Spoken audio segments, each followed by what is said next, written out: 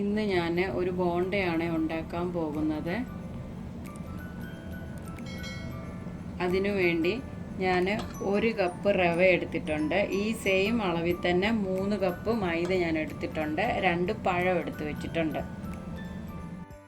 ഇനി ഞാൻ ഈ പഴം ഒന്ന് മിക്സിയിൽ അരച്ചുകൊണ്ട് വരാം.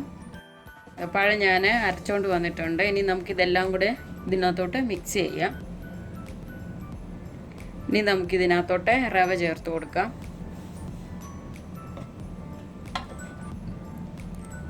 ഇതിൻ്റെ കൂടെ നമുക്ക് ഈ പഴം അരച്ചുകൊണ്ട് വന്നത് ചേർക്കാം.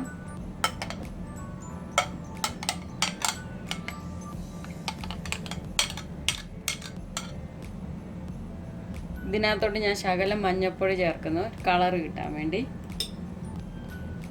ഇതിൻ്റെ കൂടെ ഒരു 1/2 സ്പൂൺ ഏലക്കാപ്പൊടി, ആവശ്യത്തിന് ഉപ്പ്. ഇനി നമുക്കിതെല്ലാം കൂടെ ഒന്ന് മിക്സ് ചെയ്യാം. മൈദയും റവയും പഴവും എല്ലാം കൂടെ നമുക്കൊന്ന് മിക്സ് ചെയ്യാം. ഇതിനകത്തോട്ട് 1/2 ടീസ്പൂൺ ബേക്കിംഗ് സോഡയും കൂടി ഇട്ട് നമുക്കിതൊന്ന് ഇളക്കാം. എന്നാലേ ഇത് പൊങ്ങി വരത്തുള്ളൂ, അല്ലെങ്കിൽ പൊങ്ങി വരത്തില്ല. ഇനി നമുക്കിതെല്ലാം കൂടെ നമുക്കിവിടെ ശർക്കരപ്പാനി ഒഴിച്ച് നന്നായിട്ട് കുഴച്ചെടുക്കണം. ചെറിയ ചൂടോടെ ശർക്കരപ്പാനി ഒഴിക്കണം.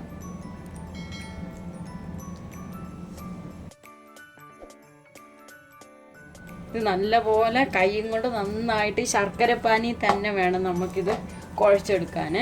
ഇത് നമ്മൾ കൈയും കൊണ്ട് എത്രത്തോളം കുഴയ്ക്കാൻ പറ്റുന്നോ അത്രത്തോളം നന്നായിട്ട് കുഴയ്ക്കണം. അതിനനുസരിച്ച് നമുക്ക് ഇതിന് മയം കിട്ടും ബോണ്ടയ്ക്ക്. ഇതിപ്പോൾ ഞാൻ കുഴച്ചതായി പരുവാക്കിയിട്ടുണ്ട്. ഇനി നമുക്കിതൊന്ന് 2 മണിക്കൂർ ഇത് നമുക്കൊന്ന് അടച്ചു വെച്ചേക്കാം. അത് കഴിഞ്ഞ് നമുക്ക് ഉണ്ടാക്കാം. ഇതിപ്പോൾ 2 മണിക്കൂർ കഴിഞ്ഞിട്ടുണ്ട്. നമുക്കിനി ഇതൊന്ന് തുറന്ന് നോക്കാം. ഇതിപ്പോൾ നല്ല മയമൊക്കെ ആയിട്ടുണ്ട്. ഇനി ഇതിലേക്ക് നമുക്ക് കുറച്ച് തേങ്ങാക്കൊത്ത് ഞാൻ വറുത്തിട്ടുണ്ട്, അതും കൂടെ നമുക്ക് ഇതിനകത്തോട്ട് ചേർത്ത് കൊടുക്കാം. ഇനി നമുക്കിതെല്ലാം കൂടെ ഒന്നും കൂടെ ഒന്ന് കുഴച്ചെടുക്കാം. ഇത് നമുക്ക് ഈ ഒന്ന് ഇടയ്ക്ക് കടിക്കാൻ വേണ്ടിയാണ് ഈ തേങ്ങാക്കൊത്തിട്ടേക്കുന്നത്.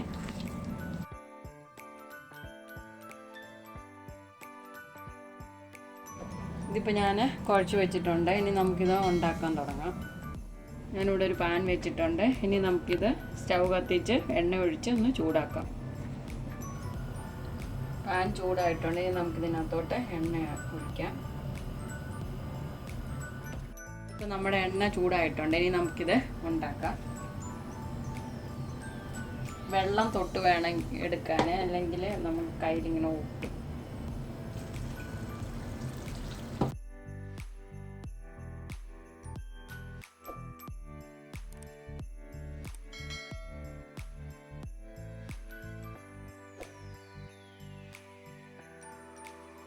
ഇത് തിരിച്ചിടാം.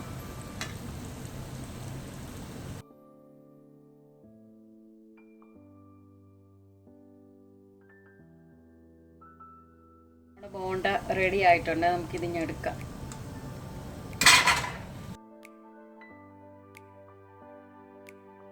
ഞാൻ വീണ്ടും ഉണ്ടാക്കുക.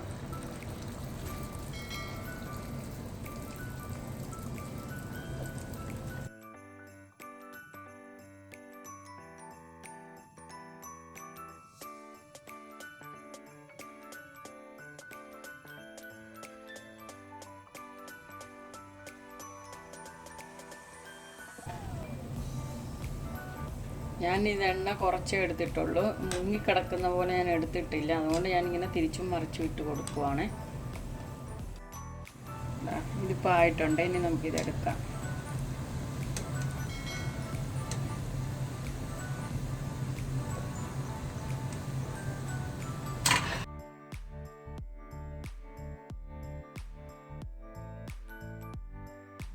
അങ്ങനെ നമ്മുടെ ബോണ്ട ഇവിടെ റെഡി ആയിട്ടുണ്ട്. ഞാനിതൊന്ന് മുറിച്ച് കാണിക്കാം.